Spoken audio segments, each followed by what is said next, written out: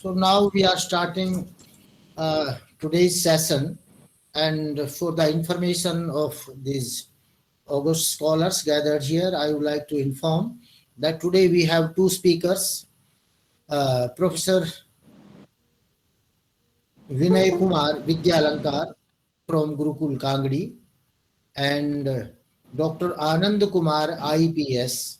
I was expecting Professor Vikram Viveki ji to introduce our first speaker, but I think he's not able to join. So I'm just going to introduce our first speaker, Professor Vinay Kumar Vidyalankar ji. Professor Vinay Kumar Vidyalankar Sanskrit विभाग गुरुकुल कांगड़ी हरिद्वार में professor हैं। उन्होंने MA भी गुरुकुल कांगड़ी से किया और स्वर्ण पदक प्राप्त किया। उसके बाद प्राच्य विद्या में व्याकरणाचार्य किया संपूर्णानंद संस्कृत विश्वविद्यालय वाराणसी से। आपने 6 लोगों को शोध पीएचडी अभी तक आप करवा चुके हैं और 30 शोध पत्र विभिन्न राष्ट्रीय एवं अंतरराष्ट्रीय शोध पत्रिकाओं में आपके प्रकाशित हुए हैं। You have presented 60 research papers into various conferences, seminars. You were awarded in 1997 with the Yuva Vaidik Vidwan by केंद्रीय आर्य सभा दिल्ली। आपको राष्ट्रीय विद्या सरस्वती सम्मान दिल्ली से प्राप्त हुआ। उत्तराखंड गौरव सम्मान देहरादून से प्राप्त हुआ। आचार्य भद्रसेन वैदिक विद्वान पुरस्कार भी आपका शांता क्रूज मुंबई से आपको मिला। आपने आस्था एवं संस्कार चैनल पर अनेक व्याख्यान आपने प्रसारित किए और आप आर्य समाज के क्षेत्र में भी आपका बड़ा योगदान है। आप आर्ष साहित्य प्रचार ट्रस्ट दिल्ली के ट्रस्टी हैं। आर्ष गुरुकुल एटा उत्तर प्रदेश के भी ट्रस्टी हैं। सार्वदेशिक कार्य प्रतिनिधि सभा दिल्ली के प्रवक्ता हैं और आर्य समाज हल्द्वानी उत्तराखंड के मंत्री हैं। आर्य पत्रिकाओं में विभिन्न विषयों पर सैकड़ों लेख आपने प्रकाशित किए हैं। 2011 से आर्य प्रतिनिधि सभा उत्तराखंड उप प्रधान और के पद पर आप रहे हैं। 2019 में सत्यार्थ प्रकाश मास में आर्य सभा मॉरिशस के अधिकृत वक्ता के रूप में आप रेडियो, टीवी व आर्य समाजों पर अनेक व्याख्यान दिए हैं।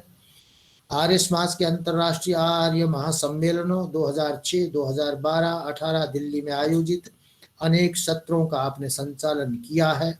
अमेरिका में भी आपने व्याख्यान दिए हैं। दिल्ली व देश के अन्य भागों में आर्य समाजों में वेद प्रचार, वैदिक विषयों पर प्रवचन आपके होते रहे हैं। इस प्रकार से आप बहुआयामी प्रतिभा के व्यक्ति हैं और सभी मंचों पर आप दिखाई देते हैं। आज आपका व्याख्यान हम सुनेंगे सत्यार्थ प्रकाश के जो पंचम समुल्लास है उसको लेकर के। So I invite professor Vinay Kumar Vidyalankar from Gurukul Kangri to start his talk on the 5th chapter of Satyarth Prakash. Professor Vinay Kumar Vidyalankar ji. ओम। धन्यवाद डॉक्टर साहब। ओम यो भूतं च भव्यं च सर्वं यश्चाधितिष्ठति स्वर्यस्य च केवलं तस्मै ज्येष्ठाय ब्रह्मणे नमः। तस्मै ज्येष्ठाय ब्रह्मणे नमः। ओम शांति शांति शांति। महर्षि दयानंद विश्वविद्यालय रोहतक के अंतर्गत महर्षि दयानंद शोधपीठ रिसर्च चेयर के द्वारा आयोजित सत्यार्थ प्रकाश कार्यशाला के संयोजक चेयरपर्सन प्रोफेसर रवि प्रकाश आर्य जी, इस वर्चुअल गोष्ठी में कार्यशाला में उपस्थित मेरे आदरणीय प्रोफेसर रणवीर जी विद्यालंकार, आदरणीय श्री आनंद शर्मा जी, आदरणीय श्री अश्विनी राजपाल जी, आदरणीय प्रोफेसर डॉक्टर ब्रह्मदेव जी विद्यालंकार, आदरणीय प्रोफेसर डॉक्टर वेदपाल जी आचार्य, एवं जिनको मैं सामने नहीं देख पा रहा हूं, अनेक विद्वज्जन, हमारे बहुत ही आदरणीय श्रेष्ठ विद्वज्जन उपस्थित हैं। मैं सभी को सादर नमन करता हूं। सुधी श्रोतागण, आर्य जगत के देश विदेश से जुड़े हुए हैं, त्रिनिदाद से, फिजी से, मॉरिशस से, मैं सभी को सादर नमन करता हूं। मैं सर्वप्रथम प्रोफेसर रवि प्रकाश जी के इस कार्यशाला के लिए किए गए प्रयास को निश्चित रूप से नमन करूंगा कि आपने दयानंद चेयर की सार्थकता को इस सत्यार्थ प्रकाश कार्यशाला के माध्यम से बहुत ही उपयोगी बनाया है और एक ऐसा गौरव हम सभी को प्राप्त हो रहा है। मैं जब 2019 में मॉरिशस गया और मुझे पता लगा कि मैं सत्यार्थ प्रकाश मास के लिए बुलाया गया हूं आर्य सभा द्वारा, तो एकमात्र देश है जो जून में सत्यार्थ प्रकाश मास का आयोजन करता है। भारतवर्ष में सत्यार्थ प्रकाश मास को लेकर कोई कॉन्सेप्ट किसी भी संस्था द्वारा अभी तक नहीं किया गया था, जिसको प्रोफेसर रवि प्रकाश जी ने प्रारंभ किया है। तो एक बार मैं पुनः उनके इस प्रयास के लिए उन्हें बहुत ही बधाई देता हूं, उनका आभार व्यक्त करता हूं। अभी तक हम सभी ने सत्यार्थ प्रकाश के 4 समुल्लासों पर, उनके प्रतिपादित विषय और उसकी वर्तमान में प्रासंगिकता, रिलीवेंस एंड एप्लीकेशंस पर बहुत अच्छे व्याख्यान विद्वत वरेण्य विद्वत जनों के सुने हैं। आज उसी क्रम में पंचम समुल्लास को लेकर मैं कुछ चर्चा आपके बीच करूंगा। पंचम समुल्लास गृहस्थाश्रम के उपरांत की वह कार्य योजना है जो मनुष्य जीवन को एक ऐसे प्रबंधन की ओर ले जाती है, क्योंकि हमारे जो ऋषियों का चिंतन है, वैदिक ऋषियों ने मानव जीवन को बहुत व्यवस्थित, सुव्यवस्थित और प्रबंधित बनाया है। जीवन को सोद्देश्य बनाया है। जीवन निरुद्देश्य नहीं है। बार बार उसी पर हमारे ऋषियों का चिंतन रहा है कि ऋषियों ने जो चिंतन किया मानव जीवन की प्रासंगिकता, और उसको अगर मैं कहूं आज के शब्दों में तो लाइफ मैनेजमेंट और सोशल मैनेजमेंट, ये 2 धारणाएं बहुत महत्वपूर्ण रही हैं। जीवन का प्रबंधन और समाज का प्रबंधन। व्यक्तिगत जीवन के रूप में उसकी 4 अवस्थाओं को बांट करके उसके जीवन को एक सिस्टम में, एक व्यवस्था में दिया। प्रथम अवस्था को, जिसको हमने ब्रह्मचर्य का कहा, जिस पर द्वितीय और तृतीय समुल्लास की चर्चा हुई, उसमें संग्रह काल है। शिक्षा कैसे कैसे प्राप्त की जाए, किस प्रकार से विविध विद्याओं में निष्णात हुआ जाए, और उन विविध विद्याओं में जिसमें निष्णात हुए हैं उसका उपयोग, इंप्लीमेंटेशन इन लाइफ, गृहस्थ जीवन में किया जाए। उस गृहस्थ जीवन का बहुत व्यापक चिंतन हमने कल भी सुना। और उसके बाद क्या योजना है? देखिए, हम में से बहुत लोग वर्तमान सरकारी सेवा क्रम से गुजर रहे हैं और उसमें एक व्यवस्था है कि आप रिटायर हो जाइए, आप जो कार्य कर रहे थे उससे निवृत्त हो जाइए। मैं जब भी हमारे महाविद्यालय विश्वविद्यालयों में कोई सेवानिवृत्ति पर विदाई समारोह होता है तो मैं उनसे कहता हूं, ये आपकी एक ओर से निवृत्ति है तो दूसरी ओर प्रवृत्ति है। आपका डिटैचमेंट जहां से हो रहा है तो आपको अटैच किया जा रहा है मुख्यालय से। जब हम किसी संस्था से डिटैच होते हैं, हम निवृत्त किए जाते हैं, तो उसका अटैचमेंट कहीं ना कहीं आवश्यक है। यदि वो निवृत्ति किसी अगली प्रवृत्ति को नहीं ले जाती, कहीं पर प्रवृत्त नहीं करती, तो जीवन यात्रा निरर्थक हो जाती है।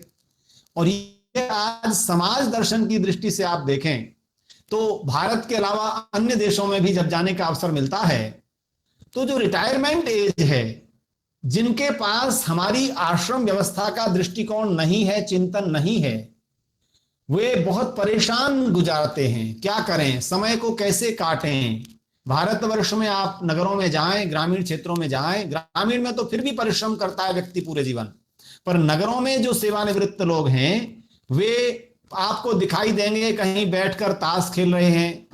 थोड़ी सी प्रवृत्ति कुछ दिनों से बदली है तो कहीं प्रातःकालीन योग की कक्षाओं में सम्मिलित होकर पूरे दिन कुत्ता घुमा रहे हैं, दूध ला रहे हैं।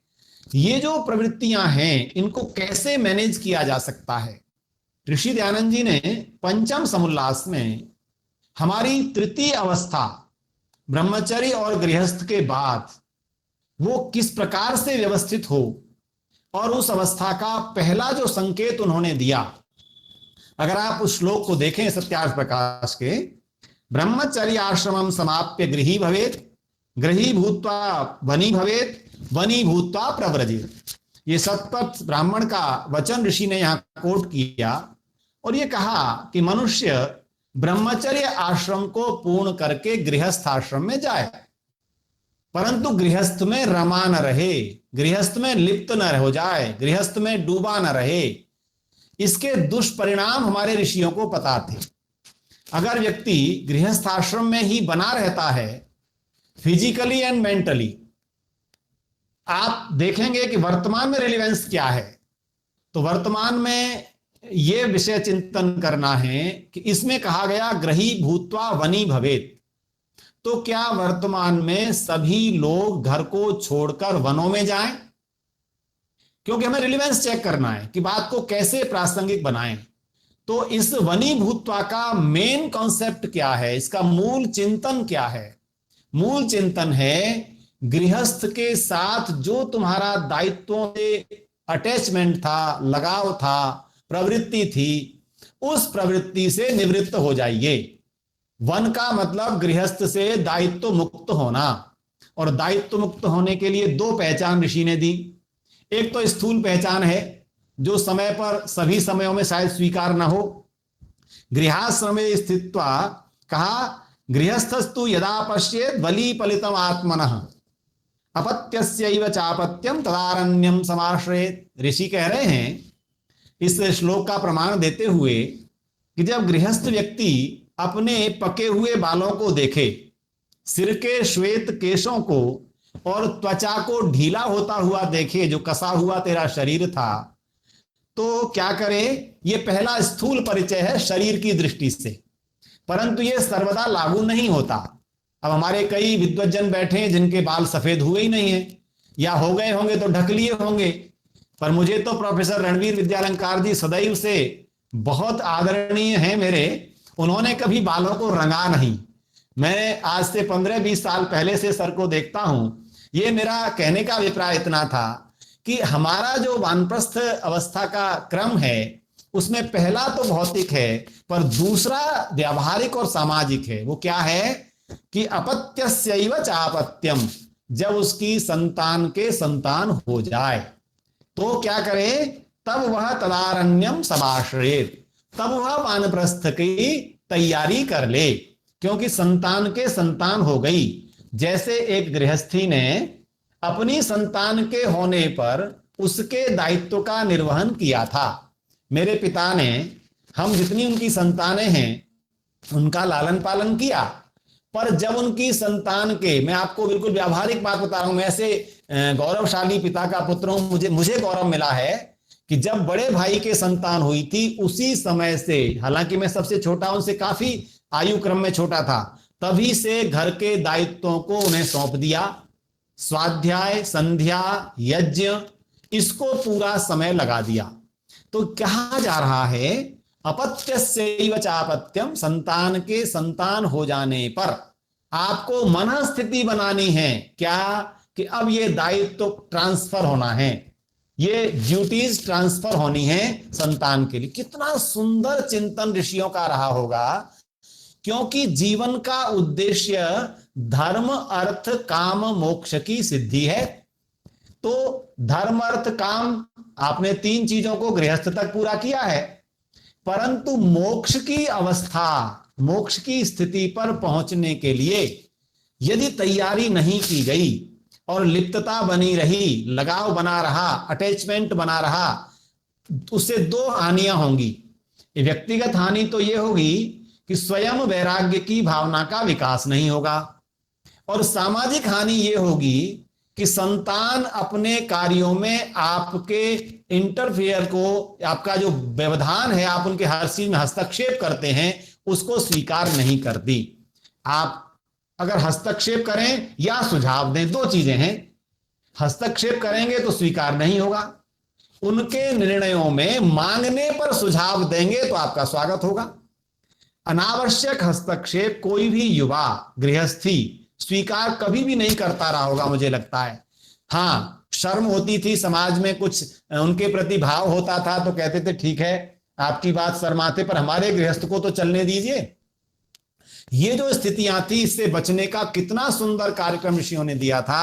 तो मैं वानप्रस्थ आश्रम की जो उपादेयता है, वह व्यक्तिगत जीवन को अध्यात्म के लिए तैयार करना, व्यक्तिगत जीवन को समाज के लिए तैयार करना, व्यक्तिगत जीवन से सामाजिक लाभ प्रदान करना, यह वानप्रस्थ आश्रम का चिंतन है।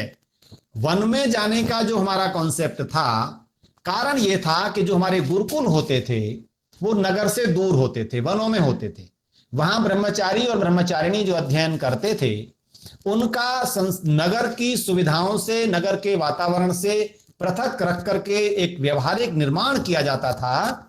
उस अवस्था में वानप्रस्थी लोग ही शिक्षक का दायित्व निभाते थे, जिन्होंने अपनी शिक्षा को सैद्धांतिक रूप से विद्यार्थी जीवन में प्राप्त किया, व्यावहारिक रूप से गृहस्थ में उसको इंप्लीमेंट किया, कार्यान्वित किया।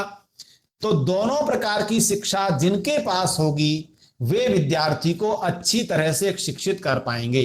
वर्तमान में एक 25 वर्ष का पोस्ट ग्रेजुएट एंड डॉक्टरेट करते ही जब वो प्रोफेसर बनता है, क्योंकि मैंने भी 25 वर्ष में महाविद्यालय में ज्वाइन कर लिया था, तो हमारे पास अनुभव के नाम पर कुछ नहीं होता। शास्त्रीय ज्ञान तो होता है, शिक्षा तो होती है, और कितनी बार हम फेल होते हुए नजर आते थे, कारण कि हमारे से 3 साल छोटा बच्चा हमसे पढ़ने को बैठा हुआ है। हम 25-26 वर्ष के हैं और विद्यार्थी 22 वर्ष का है।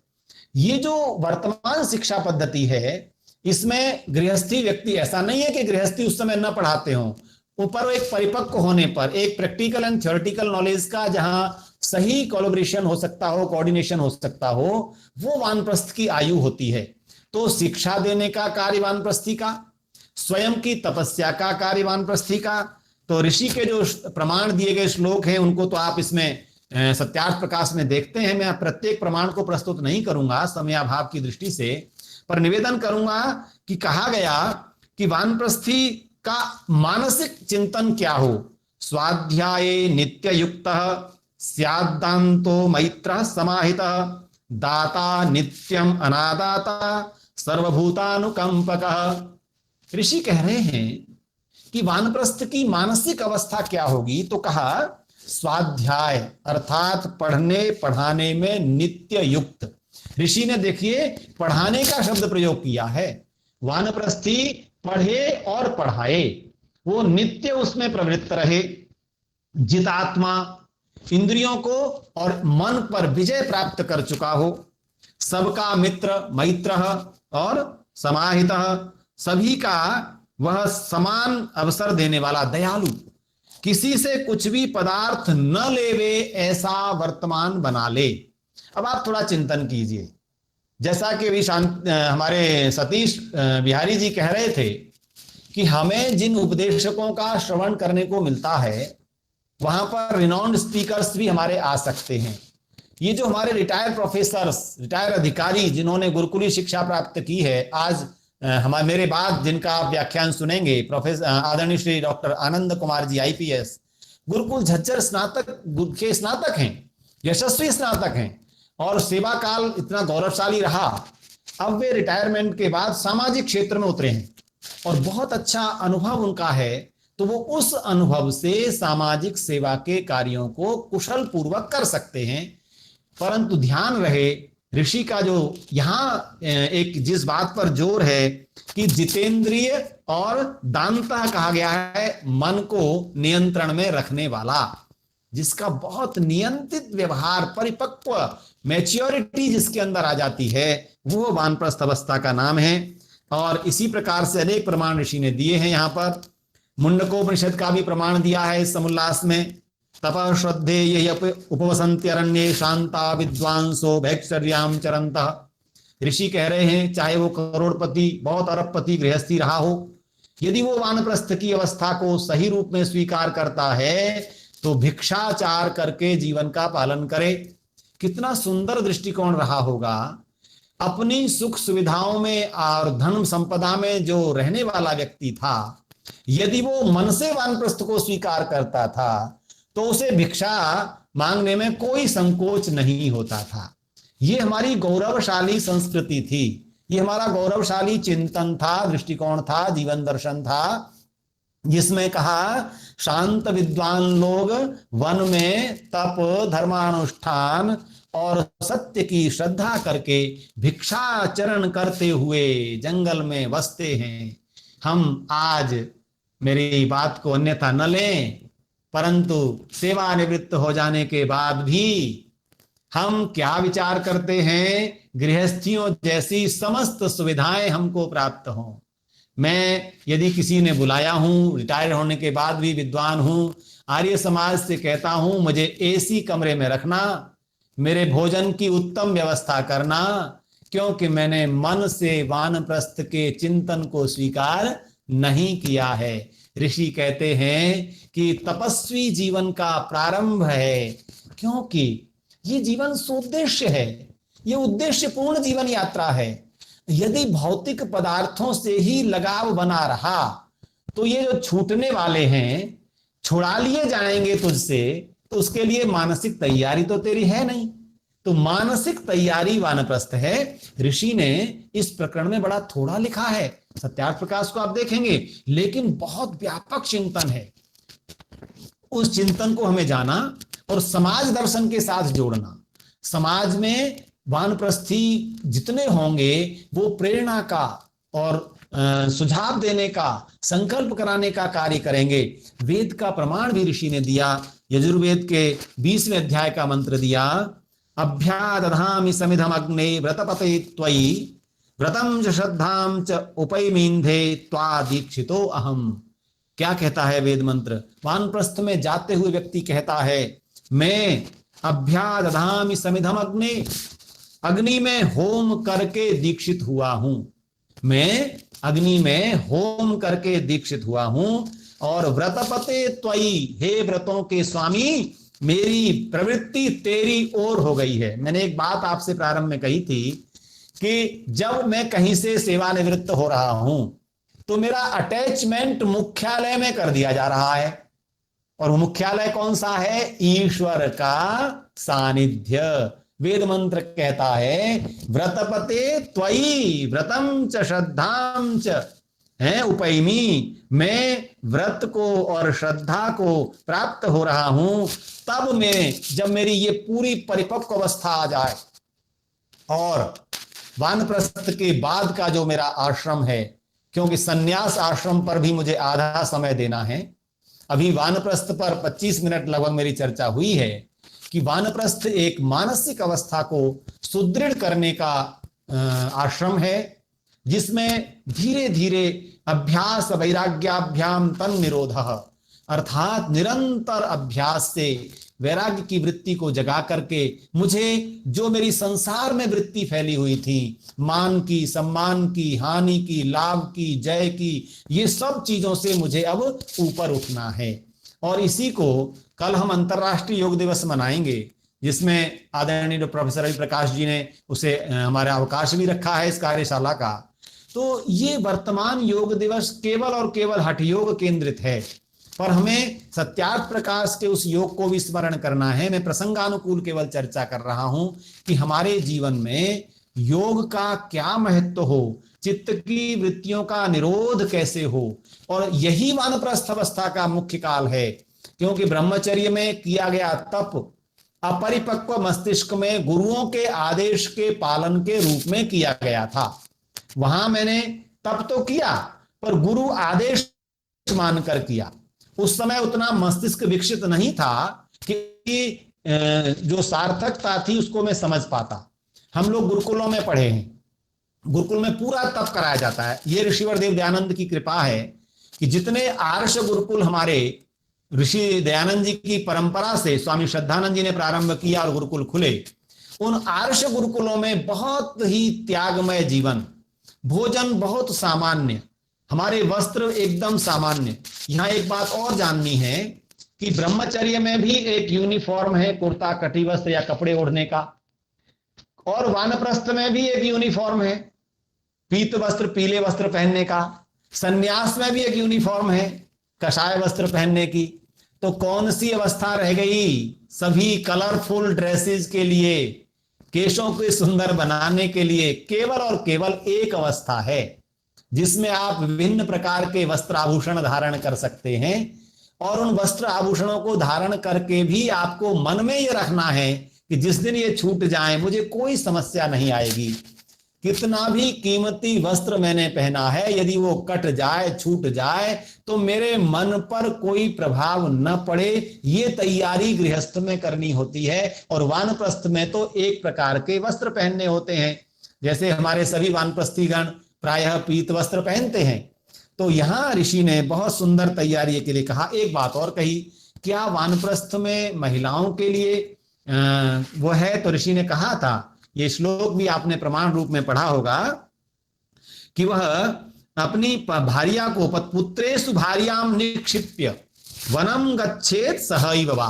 दोनों विकल्प दिए कि देवियां कई प्रकार से कोमल स्वभाव की होती हैं, यदि वो वन की कष्टों को न सहन कर सकती हों तो वो पुत्रों के पास छोड़कर, संतानों के पास छोड़कर भी व्यक्ति वन को जा सकता था, अथवा साथ लेकर के भी जा सकता था। इसमें दोनों विकल्प छूटे थे कि देवियों का अनिवार्य नहीं था और वे पुत्रों के पास रह सकती थी। तो ऐसा ऋषि ने कहा, साथ में ही संत्यज्य ग्राम्यम आहारम सर्वम चैव परिच्छदम। तो ये सारी बातें मैंने कही हैं कि वो उस भोजन के मोह को छोड़ दे जो गांव में, नगर में करता था, 56 भोग करता था, वो सारा मोह छोड़ दे और कंद मूल खाने को भी तैयार रहे। ये वानप्रस्थ की अवस्था का नाम है। अब आते हैं सन्यास पर। सन्यास आश्रम के लिए ऋषि ने बहुत बड़ा समय, ये बहुत बड़े उदाहरण अधिक से अधिक दिए हैं। अब सन्यास को लेकर के कुछ प्रश्न हमारे अंदर उत्पन्न होते हैं। मैंने उन प्रश्नों को नोट किया कि पहली बात तो सन्यास क्या है, इसको समझना है। तो ऋषि ने बड़ा स्पष्ट किया है कि वनेषु च विहृत्यैवं तृतीयं भागम आयुषः चतुर्थम आयुषो भागम त्यक्त्वा संगान परिव्रजेत्। ऋषि कहते हैं कि हे मनुष्य, तूने जो वानप्रस्थ की अवस्था में तैयारी की है और स्वयं को सांसारिक सुखों से पूरी तरह विमुख रखते हुए प्रसन्न रहने का स्वभाव बनाया है, उसके पश्चात ही तू सन्यास की तैयारी कर। तो प्रारंभ में जो कहा मैंने कि हम वानप्रस्थ में तैयारी कर रहे हैं, किस बात की? संसार से पूरी तरह विलग होने की, उससे डिटैच होने की, संसार की सुविधाओं से दूर होने की। वहां कहते हैं चतुर्थम आयुषो भागम त्यक्त्वा संगान परिव्रजेत्। ऋषि कह रहे हैं कि तू चौथे भाग में जो सांसारिक संग हैं, इंद्रियों के जो विषय हैं, उन विषयों से तो तेरा अनुराग है, उनमें जो तेरी संगति है, उन सबको त्यक्त्वा छोड़कर परिव्रजेत्, अब तू परिव्राजक बनने लग जा। बंधुओं, प्रश्न उठता है, ये ऋषि ने भी प्रश्न किया है कि गृहाश्रम और वानप्रस्थ आश्रम न करके यदि कोई सन्यास आश्रम में चला जाए तो उससे पाप होता है या नहीं होता? देखिए, जिन्होंने ऋषि दयानंद जी को गहराई से पढ़ा है, गंभीरता से जाना है, वो ऋषि की उत्तर शैली से बहुत प्रभावित होते हैं। मैं भी नमन करता हूं ऋषि की उत्तर शैली को। जब ये प्रश्न किया गया कि जो गृहस्थाश्रम और वानप्रस्थ में न जाए, ब्रह्मचारी से सन्यास में चला जाए, जैसा कि आज आपको बहुत लोग आर्य जगत में भी दिखते हैं, तो ऋषि क्या कहते हैं? होता है और नहीं भी होता। प्रश्नकर्ता ने प्रश्न किया कि ब्रह्मचर्य से सीधा सन्यास जाने में पाप होता है वा नहीं? तो ऋषि क्या कह रहे हैं? होता है और नहीं भी होता। कितनी गहराई से ऋषि उत्तर दे रहे हैं। प्रश्नकर्ता से फिर प्रश्न करवाते हैं कि ये दो प्रकार की बात क्यों कहते हो? तो ऋषि क्या उत्तर देते हैं? ऋषि कहते हैं दो प्रकार की नहीं है, क्योंकि इस वाक्य को बहुत विचार करना है। जो बाल्यावस्था में विरक्त होकर विषयों में फंसे वह महापापी। बहुत बड़ी बात है। बाल्यावस्था में भावुकतावश किसी और संसार के कष्ट आएंगे, गृहस्थ में क्यों जाऊं, ये बंधन है, समस्याएं हैं, जो इनसे घबराकर संन्यास में चले जाते हैं और फिर यौवनावस्था में अपनी इंद्रियजन्य जो कामेच्छाएं हैं, विषयेच्छाएं हैं, वासनाएं हैं, उनके वशीभूत होकर फंसते हैं, तो ऋषि उसको महापापी कहते हैं। ध्यान दीजिएगा, ऋषि ने कहा वो महापापी होता है। और यदि, दूसरा वाक्य तुरंत सुनिए, यदि वह विषयों में न फंसे तो महापुण्यात्मा होता है। अब आपको हमारी उस अवस्था में, मैं इसलिए कहता हूं, कई बार विद्यार्थी काल में गुरुकुल में अध्ययन करते हुए हमें भी इसी प्रकार का वैराग्य पैदा होता था कि ऋषि का कार्य करना है, संन्यास लेना है। मैं स्मरण करता हूं पूज्य स्वामी इंद्रवेश जी को। इंद्रवेश जी इंद्रदेव विद्यार्थी के नाम से गुरुकुल झज्जर में पढ़े, स्वामी उमानंद जी के शिष्य रहे और संन्यास में बड़ा अच्छा जीवन उनका रहा। मैं दूसरे नाम को साथ नहीं जोड़ रहा हूं, ध्यान दीजिएगा, अन्यथा न लें। मैं स्वामी इंद्रवेश जी की चर्चा कर रहा हूं। मैंने उनसे 1992 में कहा, स्वामी जी महाराज मैं संन्यास लेना चाहता हूं और ऋषि का कार्य करना है। स्वामी जी ने मेरा 1 घंटे तक बंद कमरे में साक्षात्कार इंटरव्यू लिया और बहुत सारे प्रश्न किए। और प्रश्नों में जब उन्होंने मेरे अंदर से देखा कि महत्वाकांक्षा भी है, यश की कामना भी है, उच्च पदासीन होने का भाव भी है, लोग मेरा सम्मान करें ये चिंतन भी है, तो स्वामी जी मुझे बोले, ऋषि दयानंद जी के वाक्य को देखिए, इस अवस्था में जो वैराग्य होता है वो परिपक्व नहीं होता। इसलिए अभी आप अपने को और पकाइए और 30-35 वर्ष की अवस्था में सोचना कि संन्यास सीधा लेना है कि नहीं। कितनी सुंदर बात ऋषि की थी, उन्होंने प्रमाणित की। और आप विश्वास करेंगे, मैं आपके बीच हूं।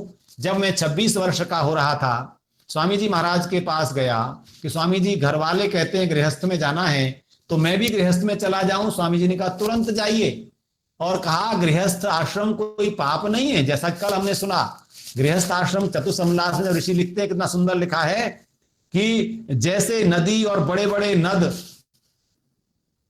तब तक भ्रमते ही रहते हैं जब तक समुद्र को प्राप्त नहीं होते, वैसे ही गृहस्थ के आश्रय से सब आश्रम स्थिर रहते हैं।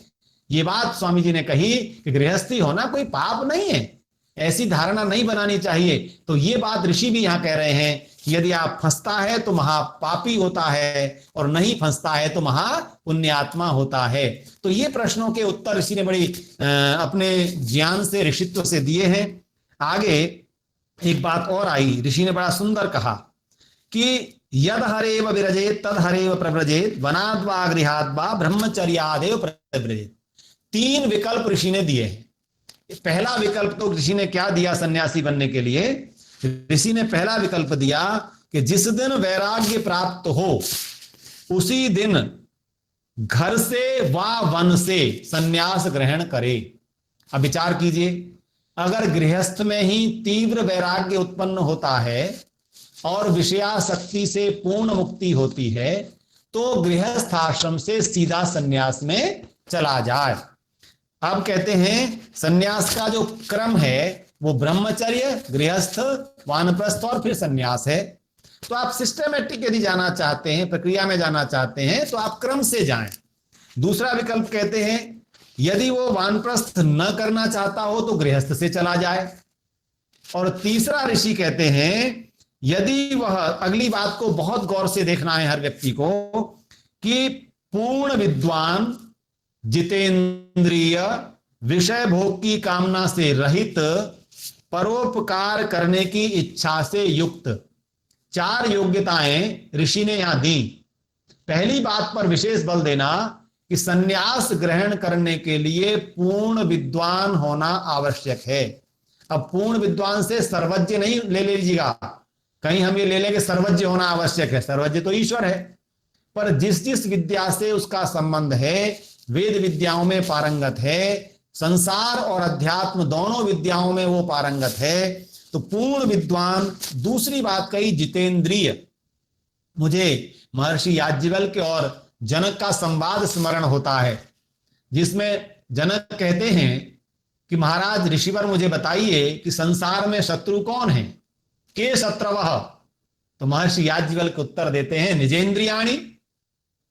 फिर जनक प्रश्न करते हैं कानि मित्राणि, मित्र कौन है? तो ऋषि याज्ञवल्क्य उत्तर देते हैं निजेंद्रियाणि।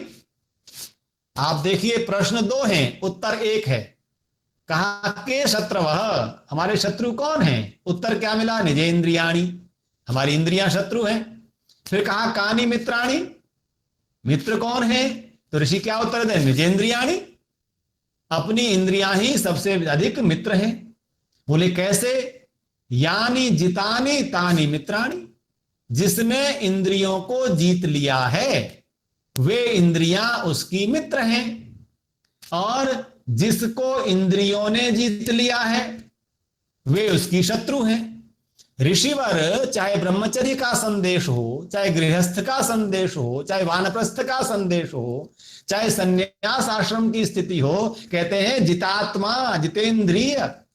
ये जो पराकाष्ठा है मानक की कि परिव्राजक बनने के लिए हमें जितेंद्रिय होना प्रथम आवश्यकता है, प्रथम योग्यता है। तो ऋषि कह रहे हैं जितेंद्रिय, विषय भोग की कामना से रहे। ये विषय भोग का बड़ा व्यापक विषय है।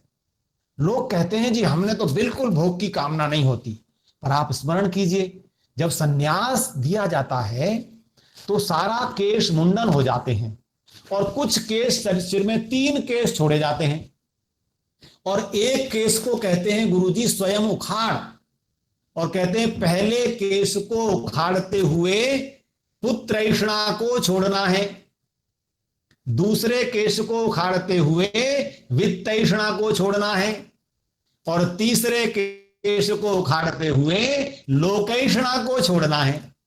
जो तू इन तीनों ऐषणाओं से मुक्त हो रहा है तब तू सन्यास का अधिकारी है। यदि ये ऐषणाएं बनी हैं, मैं किसी का नाम नहीं लूंगा, ऋषि ने कभी केवल वस्त्र धारण करने को सन्यास नहीं कहा। ऋषि ने नहीं कहा कि जिसने भगवा वेश पहन लिया वो सन्यासी है। ऋषि ने बहुत जोर देकर कहा कि जो किसी भी प्रकार की लोकैषणा, वित्रैषणा, पुत्रैषणा से युक्त है वह सन्यास का अधिकारी नहीं है। चाहे वो गृहस्थ से जा रहा हो, चाहे वो वानप्रस्थ से जा रहा हो, चाहे वो ब्रह्मचर्य से जा रहा हो। कई बार आज समाज में जिनको हम बहुत प्रतिष्ठा पद प्राप्त देखते हैं और फिर कहते हैं कि नहीं जी ये सन्यास है, तो मेरा ऋषि की शब्दों में, ऋषि की मान्यता के अनुसार हम उनको सन्यासी नहीं कह पाते। मैं कोई उसमें किसी के नाम के साथ उल्लेख नहीं कर रहा हूं। तो तीसरा वेद का प्रमाण ऋषि ने दिया, यतः ब्राह्मणस्य विजानतः। प्रश्न उत्पन्न हुआ, अगला क्योंकि संक्षेप में पढ़ना है शीघ्रता से आगे, क्या सन्यास सभी को लेना चाहिए? क्या सन्यास सभी के लिए आवश्यक है? अब ऋषि के उत्तर को देखना बंधुओं आर्यो। ऋषि बहुत स्पष्टता के साथ कहते हैं इस प्रश्न में, कहते हैं सन्यास ग्रहण करना ब्राह्मण को ही अधिकार है। उत्तर देखेंगे कि सन्यास का अधिकार ब्राह्मण को है। ये बातें कई बार समाज में विद्वेष पैदा कर देती हैं। ब्राह्मण को जो लोग जन्मना मानते हैं वे ये प्रश्न खड़ा कर देते हैं कि आपने तो सन्यास से भी अन्य जातियों को वंचित कर दिया। पर ऋषि को जो सर्वांश में पढ़ते हैं तो ऋषि की बात को पढ़ते हुए देखना पड़ेगा। पद्म पत्रम इवाम्भसः, एक संकेत हम लोग संस्कृत में पढ़ते हैं, जैसे कमल का पत्ता जल में रहता है परंतु जल से ऊपर उठा हुआ रहता है।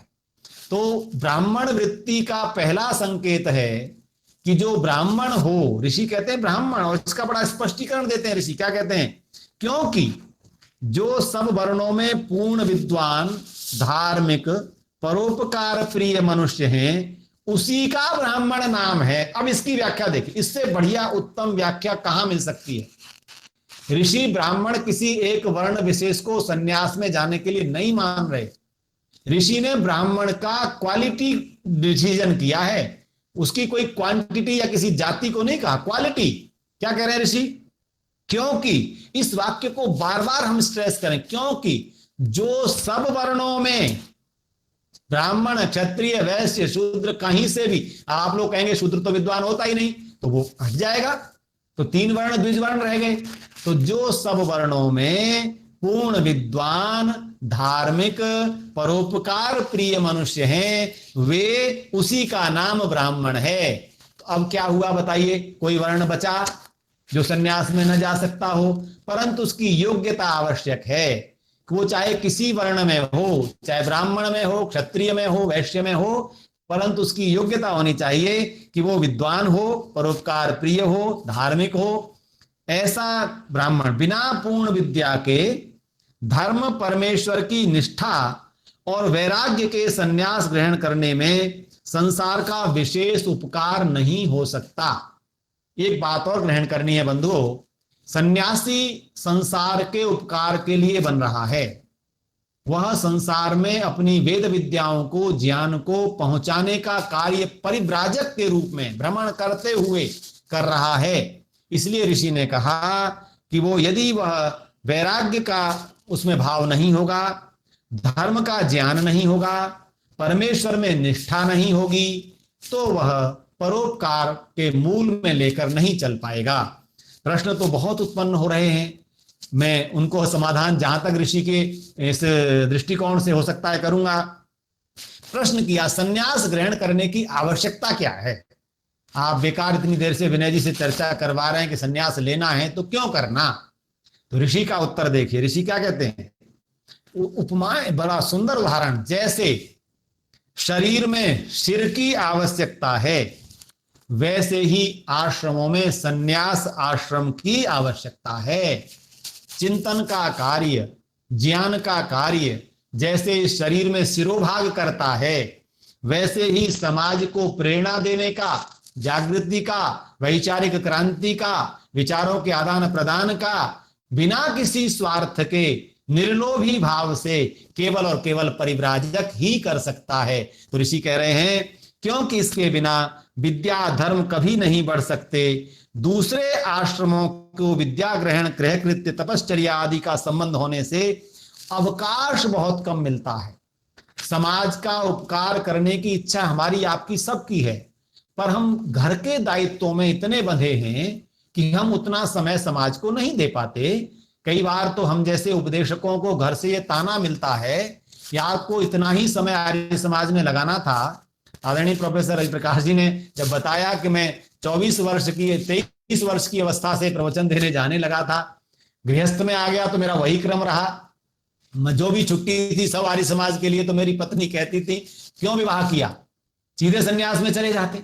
गृहस्थी को उतना अवसर नहीं मिलता। ऋषि ने बहुत व्यावहारिक उत्तर दिए हैं, तो मैं उसकी ज्यादा व्याख्या नहीं करूंगा, पर एक ऐसे प्रश्न कुछ हैं जिनके लिए कहा जा रहा है संन्यास ग्रहण करना ईश्वर के अभिप्राय से विरुद्ध है, क्योंकि ईश्वर का अभिप्राय है मनुष्यों की बढ़ती करना। जब गृहाश्रम नहीं करेगा तो उसे संतान ही न होंगे। जब संन्यास आश्रम ही मुख्य हो जाएगा और सब मनुष्य करेंगे तो मनुष्य का मूलच्छेदन हो जाएगा। ऋषि ने कितना सुंदर उत्तर दिया आर्यों। ऋषि कहते हैं अच्छा एक बात बताओ, विवाह करके भी बहुतों के संतान नहीं होते। ऋषि के उत्तर कितने व्यावहारिक और सरल और सहज होते हैं। इसीलिए मैं ऋषियों के विषय में पढ़ता हूं कि सामान्य मनुष्य शब्दाडंबर इतना भारी कर लेता है, उसमें भाव गांभीर्य हो या न हो, पर ऋषियों की भाषा सरल होती है, भाव गंभीर होते हैं। वेद मंत्रों की जो हमारी संस्कृत है, वैदिक संस्कृत है, वो बहुत सरल है। विश्वानि देव सवितर दुरितानि परासुव यद भद्रम तन्न आसुव। और कभी बाण भट्ट को पढ़ने लग जाइए आप, कादंबरी को उठा करके, तो आप पहले पेज पर वाक्य शुरू करेंगे और तीसरे पेज पर समाप्त होगा। संस्कृत को बहुत दुरूह बनाया, पर वर्णन क्या किया। तो ऋषियों में और सामान्य विद्वान में ये बहुत बड़ा अंतर है। कोई भाषा का विद्वान हो सकता है, व्याकरण का विद्वान हो सकता है, पर ऋषित्व जहां होता है वहां भाषा बहुत सरल होती है, परंतु भाव बहुत गंभीर होते हैं। तो ऋषि का जो भाव गंभीर है कि देखिए ये आवश्यक नहीं है कि जो आप कह रहे हो कि गृहाश्रम में न जाए। ऋषि ने एक बात और कही, क्या ऐसा कभी हो सकता है कि जो सब लोग गृहाश्रम में न जाकर संन्यास में चले जाएं? क्यों नहीं हो सकता? क्योंकि उसकी योग्यता तो मैं पहले ही कह आया हूं। क्या कह आया हूं? संसार के विषय भोगों की बिल्कुल भावना नितांत उससे विरक्ति हो जाने पर ही संन्यास हो सकता है। तो ऐसा कदापि नहीं हो सकता कि संसार के सभी लोग विषयों से विरत हो जाएं, ऐसा नहीं होता है। अच्छा, फिर कुछ प्रश्न और आवश्यक उठते हैं जिनकी चर्चा करना आवश्यक है। प्रश्न हुआ संन्यास ग्रहण, ये हो गया। सन्यासी लोग कहते हैं कि हमको कुछ कर्तव्य नहीं है जी, ऐसा प्रश्न भी आता है। कुछ लोग क्या कह देते हैं कि सन्यासी को कोई कर्तव्य नहीं है, सन्यासी सर्व कर्म विनाशी। एक संस्कृत में वाक्य बना दिया कि सन्यासी सर्व कर्म विनाशी है और उसको अग्नि और धातु का स्पर्श भी नहीं करना चाहिए। यह बात सच्ची है वा नहीं? अब आपको एक हास्य का, ऋषि का संस्मरण भी अपने जीवन में याद रखना है। ऋषि भोजन कर रहे थे थाली में। एक पौराणिक सन्यासी जो गिरी और पुरी होते थे, उनमें से कोई सन्यासी ऋषि के सम्मुख आ गए और पात्र में धातु के थाली में भोजन करते देखा तो ऋषि से बोले, ओ महापाप, आप सन्यासी और धातु का स्पर्श कर रहे हैं। तो जो सन्यासी आए थे वो सिर मुड़ा हुआ था। तो ऋषि ने उत्तर दिया, अच्छा, आपका सिर उस तरह से नहीं मुड़ा है, सिर के जो बाल उतरे हैं वो जूतों से उतरे होंगे, भाव ये था। अब वो कुछ उत्तर नहीं दे पाया। तो ऋषि के उत्तर इतने व्यावहारिक होते थे कि आप कह रहे धातु का स्पर्श नहीं करना चाहिए और सिर मुड़वा के उस तरह से हो। तो ऋषि का यहां उत्तर देखिए कि अग्नि और धातु को स्पर्श नहीं करते, ये बात सच्ची है वा नहीं? ऋषि क्या उत्तर देते हैं, सम्यक नित्यमास्ते यस्मिन यद्वा सम्यक न्यस्यन्ति दुखानि कर्माणि येन सन्यासः।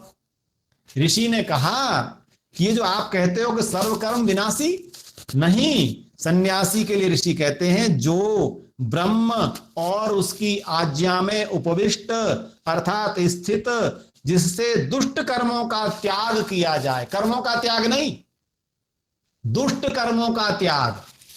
कर्म का त्याग सन्यासी को नहीं करना, सन्यासी भी कर्म में रहेगा परंतु बंधन का कोई कर्म नहीं करेगा।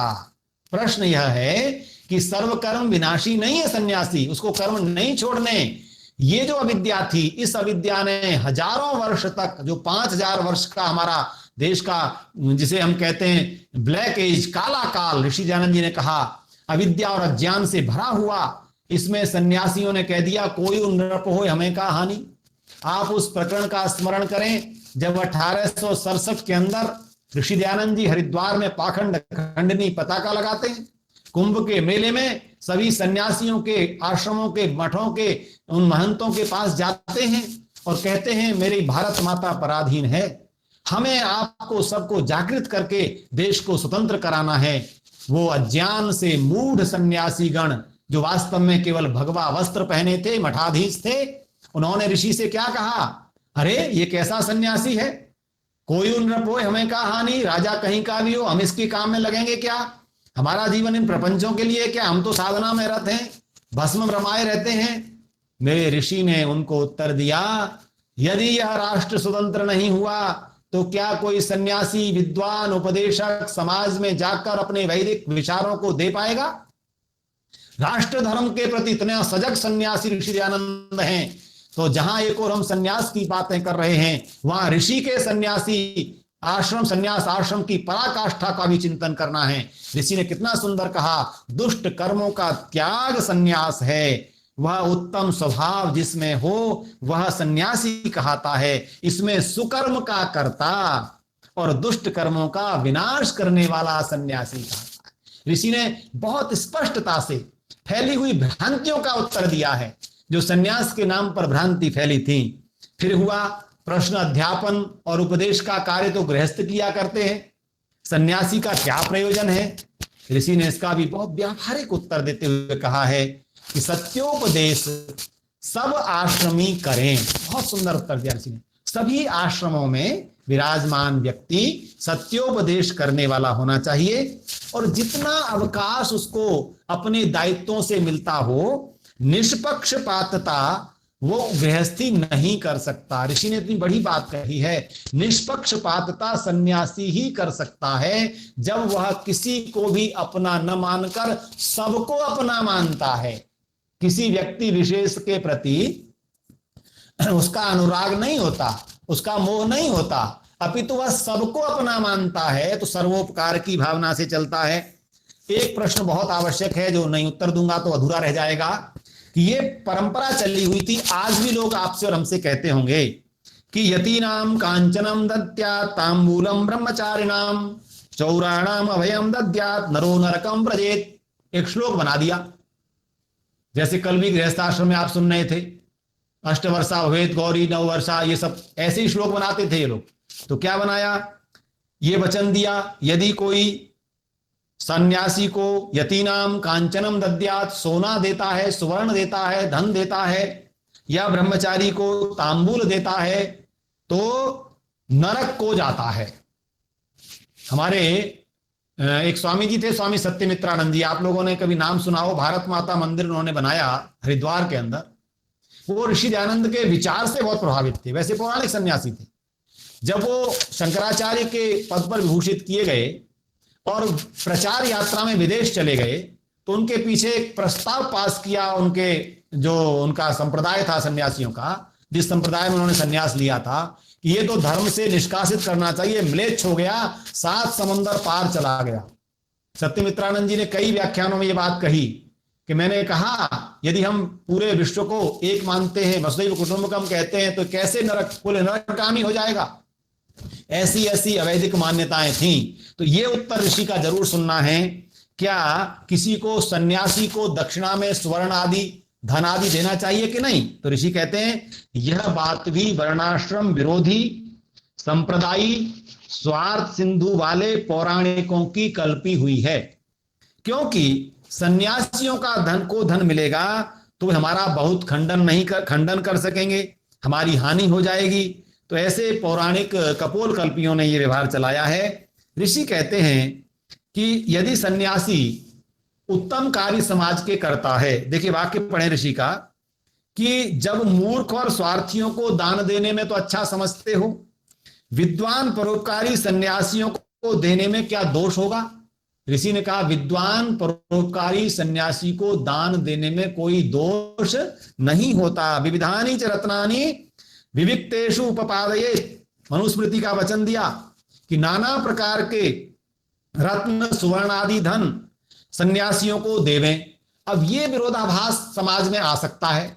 अभी तो आपने कहा विषयों से दूर रहें, धन आदि से दूर रहें, लिप्त न रहें, फिर उनको धन क्यों दिया जाए? उसका उत्तर भी ऋषि देंगे, मैं नहीं दूंगा, मैं तो अल्पज्ञ हूं। ऋषि उत्तर दे रहे हैं कि यदि वह आपने दिया तो सन्यासी को जो धन मिलेगा, वो कहते हैं क्योंकि जो हाथ में, ऋषि कहते हैं हाँ यह बात तो है कि सन्यासी योगक्षेम से अधिक रखेगा तो चोर आदि से पीड़ित और मोहित हो जाएगा। उत्सर्त है योगक्षेम के लिए सन्यासी के द्वारा आप समाज उपकार के कार्य करा सकते हैं, परंतु उसे स्वयं के लिए उस धन को नहीं रखना। इतना बहुत स्पष्ट ऋषि ने उत्तर दिए हैं। तो सन्यास आश्रम के लिए ये जो बहुत सारी चर्चाएं इस समोल्लास के माध्यम से की गई हैं, मैं विचार कर रहा था प्रोफेसर रवि प्रकाश जी कि वानप्रस्थ और सन्यास को लेकर मेरे जैसा गृहस्थी किस प्रकार चर्चा करेगा। अब मुझे नहीं पता कितना मैं इसके साथ न्याय कर पाया हूं, पर मैंने प्रयास किया है कि ऋषि की जो भावना इन दोनों आश्रमों के लिए है उसको मैं आप जैसे सुधी श्रोताओं तक बांट सकूं। हाँ, एक बात और प्रश्न के रूप में आ रही है, समय बहुत कम रह गया है। जो ब्रह्मचर्य से सन्यास लेवेगा तो उसका निर्वाह कठिनता से होगा, क्योंकि ये दोनों बातें बहुत विचारणीय हैं कि ब्रह्मचर्य से सन्यास में जाना भी आवश्यक है। जिनके अंदर तीव्र वैराग्य है, जिनके अंदर विषयासक्ति की भावना नहीं है, पहले जन्मों का जो प्रारब्ध से जिनको त्याग भाव मिला है, वैसे ही तो ऋषि दयानंद हैं। वे तो गृहस्थ में नहीं गए, वो तो गृहस्थ दायित्व का निर्वहन नहीं किया, परंतु ज्ञान किस पराकाष्ठा का था? गृहस्थ का ज्ञान भी दे रहे हैं, आयुर्वेद का ज्ञान भी दे रहे हैं, संतान उत्पत्ति का ज्ञान भी दे रहे हैं, हमारी मातृशक्ति के किस प्रकार स्वास्थ्य होगा इसका ज्ञान भी दे रहे हैं। तो ऋषि कहते हैं, जब प्रश्न किया कि ब्रह्मचर्य से सन्यास में जाएगा तो बड़ा कठिन होगा और इसलिए गृहस्थाश्रम वानप्रस्थ आकर के जाए तो अच्छा है। तो ऋषि कहते हैं जो निर्वाह न कर सके, इंद्रियों को न रोक सके, वह ब्रह्मचर्य से सन्यास न लेवे।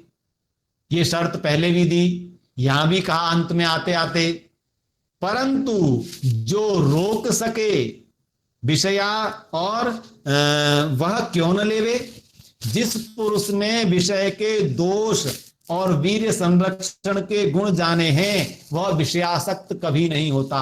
आपको वह घटना भी स्मरण होगी ऋषि की, जब किसी व्यक्ति ने पूछा, स्वामी जी महाराज ये कलकत्ता की बात है, देवेंद्र नाथ जी ने संभवतः पूछा, सॉरी हमारे जो प्रार्थना समाज के थे केशव चंद्र सेन, उन्होंने ये प्रश्न पूछा, क्या स्वामी जी ये ठीक है कि आप त्यागी हैं, सन्यासी हैं, विरक्त हैं, परंतु मनुष्य का मन तो मन होता है, कभी तो विषयों की भावना आपके आ जाती होगी।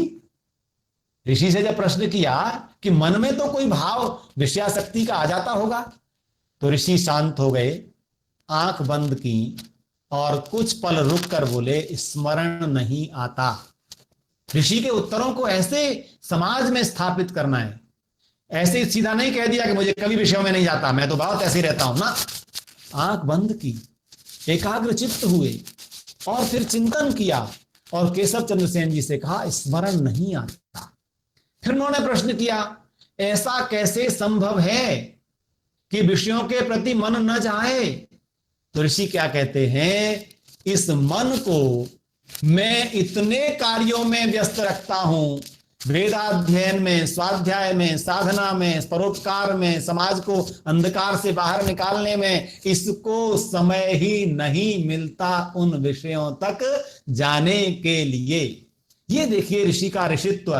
तो मैं ऋषि को एक उच्च सन्यासी के रूप में नमन करता हूं, ऋषि को एक विरक्त के रूप में नमन करता हूं। ऋषि का वो चिंतन अनुभवजन्य है, ऋषि की वो अनुभूत विद्याएं हैं। तो ऋषि ने इतना उत्तर कहा, सुंदर कहा कि जो विषय के दोष को, वीर संरक्षण के गुण को जान लेता है वो विषयासक्त कभी नहीं होता।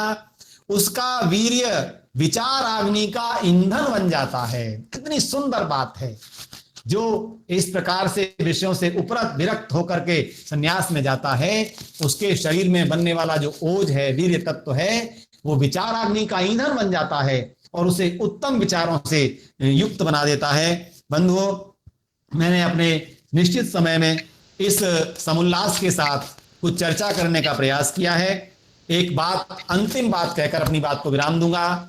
जो सन्यासी अन्य साधु, वैरागी, गुसाई, खाकी आदि हैं, वे सन्यास आश्रम में गिने जाएंगे कि नहीं?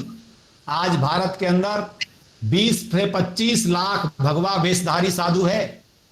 अन्य देशों के अंदर जाता है, परंतु भगवा वेशधारी सन्यासी सन्यास की कोटि में कितने आते हैं ये देखिएगा। अगर 20 लाख इस सन्यास आश्रम की विधा पर टिके होते तो भारत के 6 लाख गांवों में एक गांव के नाम पर 5 सन्यासी आते, 4 सन्यासी आते, किसी गांव में बिगाड़ नहीं रहता। लेकिन आज वो सन्यासी नहीं है। इसका उत्तर ऋषि दे रहे हैं। उत्तर स्पष्ट दिया। जो वैरागी, गुसाई, खाकी आदि उस काल में सन्यास की धाराएं थी, कहते हैं नहीं। उत्तर दिया नहीं, क्योंकि उनमें सन्यास का एक भी लक्षण नहीं। वे वेद विरुद्ध मार्ग में प्रवृत्त होकर वेद से अधिक अपने संप्रदाय के आचार्यों के वचन को मानते हैं और अपने ही मत की प्रशंसा करते हैं। मिथ्या प्रपंच में फंसकर अपने स्वार्थ के लिए दूसरों को अपने अपने मत में फंसाते हैं। सुधार करना तो दूर रहा, उसके बदले संसार को बहकाकर अधोगति में ले जाते हैं। मेरा ऋषि इतना स्पष्टवादी है, मेरे ऋषि ने इतनी स्पष्ट चर्चा की है। मैंने इस समुल्लास के कुछ विषयों को सामाजिक उपादेयता के हिसाब से, वर्तमान में समाज में सन्यासी भी होने चाहिए, वानप्रस्थ का भाव प्रत्येक व्यक्ति में आना चाहिए और वह समाज में परिवार को भी एक समरसता और बढ़िया व्यवहार वातावरण दे सकते हैं। तो आइए वानप्रस्थ और सन्यास, इन दोनों आश्रमों के महत्व को हम समझें। ऋषि दयानंद के इस समुल्लास के साथ मैंने जो चर्चा की है, जो कुछ मैंने सत्य कहा हो वह ऋषियों का है, ऋषि दयानंद का है, प्राचीन ऋषियों का है। यदि कहीं अल्पमति से त्रुटि हुई हो वो मेरी है। इसको मान करके मुझे क्षमा करेंगे, मुझे बताएंगे। मैं धन्यवाद देता हूं आदरणीय प्रोफेसर रवि प्रकाश जी का कि आपने मुझ जैसे किंचन को भी अवसर दिया। बहुत बहुत धन्यवाद। ओम शांति। Thank you professor Vinay Kumar ji.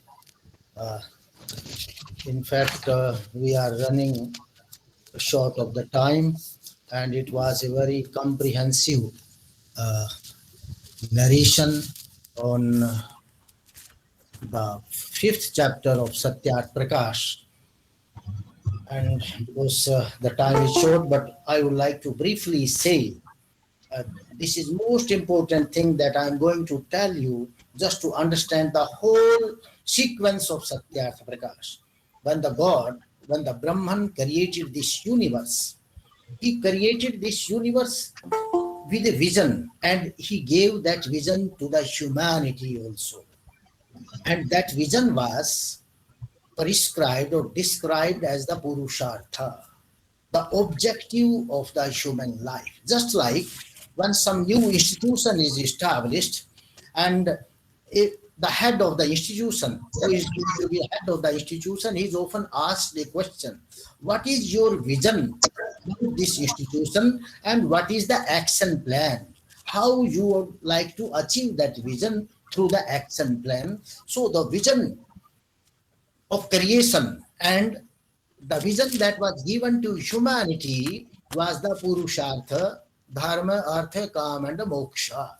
And the action plan, because if there is a vision, there should be an action plan. And if you are not following that action plan, if you don't have any action plan, please mute your mics. If you don't have that action plan, you are not going to achieve that vision or redeem that vision, visualize that vision. So this action plan, it was given by the seers in the Vedas and other Shastras.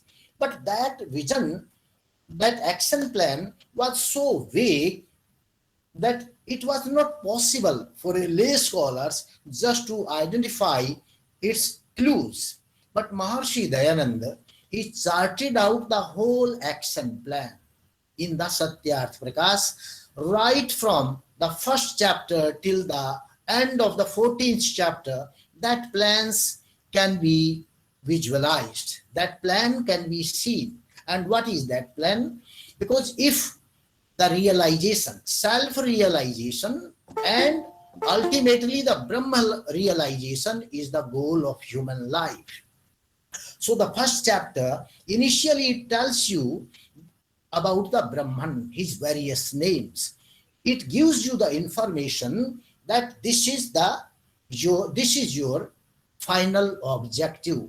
Brahma realization, Brahman is the final end of the human life, of the creation and everything. So from the second chapter, Rishi Dayananda starts telling you the action plan, the upbringing and the procreation of the children. So if you want that a human being that is born, because every human being, when he takes birth, he is just like animal being. But that human being, if you want him to achieve a moksha, to go to the end stage of the life, then you will have to start planning from the beginning itself, and that planning will start from his birth. Then the second chapter, just to give him education so that he may achieve that goal. Vidya and avidya, there are two words. Vidya means the knowledge of self-realization, Brahma realization, and avidya is also the knowledge, but the knowledge of the material world. If you are in the material world and if you have the sanskaras of the material world, certainly you are going to cycle back into this material world. So after achieving education, after attaining the proper education, a student, he steps into the grihasthashrama. And you know the four purusharthas, dharma, artha, kama and moksha. The first one, dharma, has been achieved by him or attained by him in the brahmacharya ashram. The kama and moksha, artha and kama, he is going to achieve or attain or enjoy into the grihasthashram. But that too, according in the perspective of the dharma, in the light of the dharma. And he cannot avoid that, the first step. So if you want to earn money, you will have to follow the dharmic means, the moral, ethical means to earn money. So this is how he is going to, his action plan is seen to be extended chapter wise. After enjoying grihastha life, because if you want to achieve moksha, then you will have a detachment. You will have to detach yourself from this mundane world, and this detachment cannot come soon, immediately. It will come with abhyasa vairagyabhyam tannirodha, with practice and vairagya.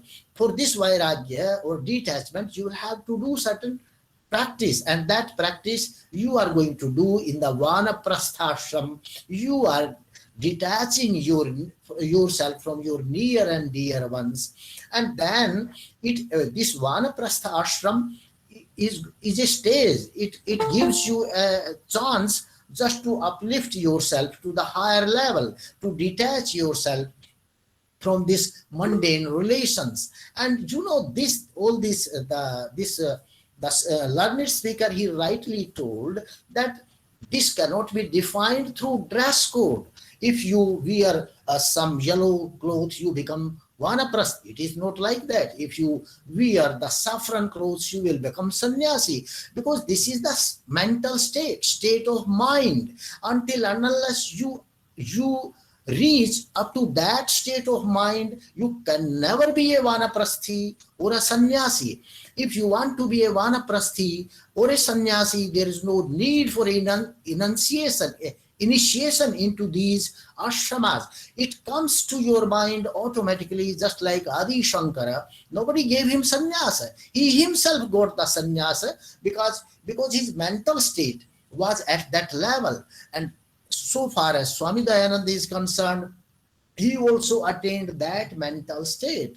So if you are achieving that mental state, attaining that mental state, you need not go to for any changing your robes and anything. Even a grihasthi can be a great yogi.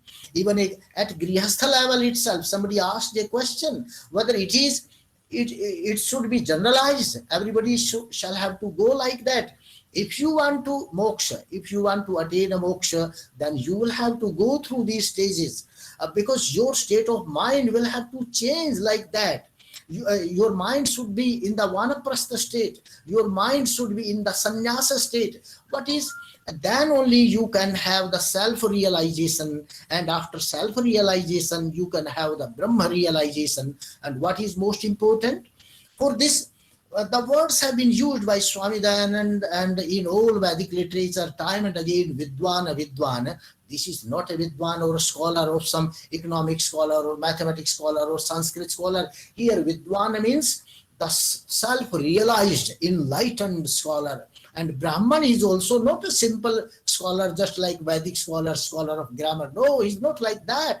Brahma janatiti Brahmanam, who has realized the self, who has realized that I am the pure spirit, I am the pure spiritual person, and I'm not this body, nor I'm mind or the thought. I'm just separate from this material world. When this realization will take place, you will become Brahmana, you will become Vidwana. So the entire Vedic literature is just defining these terms in those terms. So we can say the enlightened person. When you become enlightened, then only you will attain a sannyas, that is the mental state. So this is, if you are some, one question is there, if you are some institution, working in some institution, can you do Paropakara? Certainly. Paropakara can be done at any level, at any institution, at any stage. What is Paropakara? If you do certain services without self-interest involved, suppose I am doing certain services just to have, just for satisfy my self-interest, so then that will not be the Paropakara. So this Satyartha Prakasa, I'm not just going to elaborate it further. This Satyartha Prakasa is the action plan. And if you want to achieve moksha, want to treat that path, then you can follow it. And if you are just remain to be an animal being, there's no need to follow it. So it is not mandatory at any stage. Nothing is mandatory, because everybody is free to do what he likes, but he is not free for being awarded for his karmas. Whatever karma you will do, you will be awarded the same fruits.